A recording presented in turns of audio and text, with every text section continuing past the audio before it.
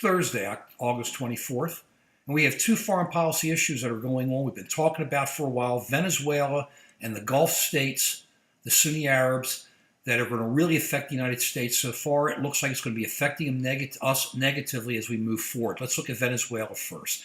Venezuela, we've been yelling about. They've been starving their people. They've been keeping them from having any medicine whatsoever. You have to stay in line 4, 5, 6 hours if you're lucky to find some bread at the end of that line, or maybe a little bit of milk. You can't get medicine. You're dependent, if you live in all these, if you're the poor people, which are the massive majority of the people in Venezuela, you hope that the local clubs, which are really local militias run by the government, will leave their basket of goodies at your door like Santa Claus, as long as you're nice and do whatever you're told to do.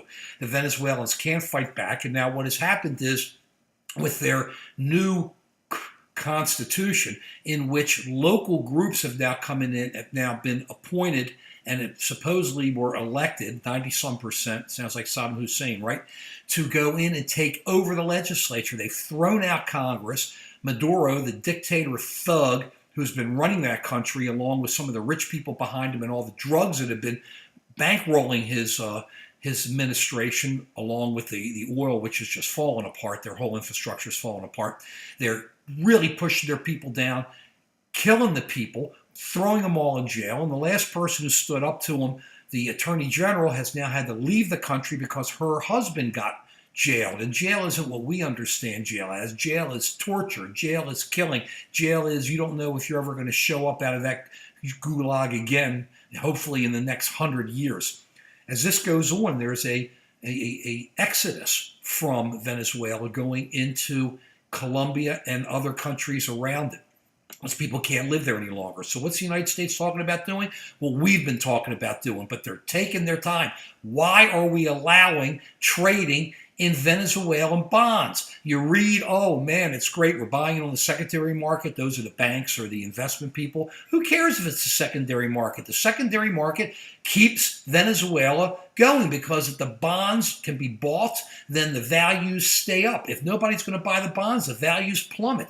There should not be American trading in Venezuelan debt bonds whatsoever. If it means their oil company goes under, so be it. Too bad. The worry is the Russians have debt on it. They're going to be able to come in and take it. They're not going to be able to take that here in the United States. No courts will allow it. They're not just going to be able to take over the refining here in the United States. It's just not going to happen.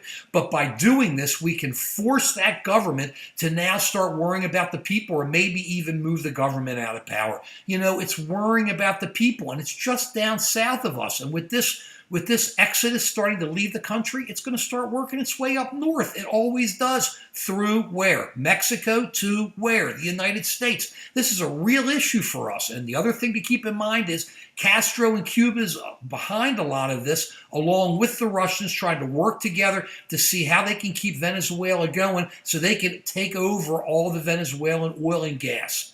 All at the expense of the people, because the dictator thug just wants to make his money. Don't buy Citgo gas. Don't go to Citgo. Trouble spot number, it's only going to get bigger, especially depending on whether or not we make this move. I hope the Trump administration has the backbone to shut down trading, at least in America, on Venezuelan bonds. Let's now look at Qatar and the Gulf states, UAE and Saudi Arabia. We've talked about that. This looks like a little bit of a setback for the Trump administration. We have been supporting its moves to work with the Sunnis against the Shiites. But what's happening now is that when Saudi Arabia and UAE turned on Qatar, who has Al Jazeera and is a little bit more backs Hamas and is a little bit more to the other, kind of plays both sides, they tried to cut off Qatar.